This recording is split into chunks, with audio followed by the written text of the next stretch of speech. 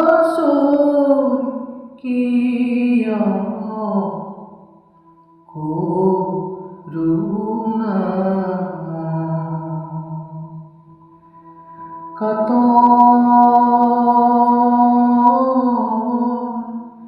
শিয়র কিয়া যাতনা দয়া করা হে প্রভু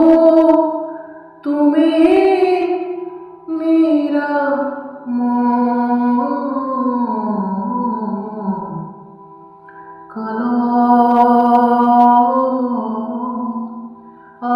আসর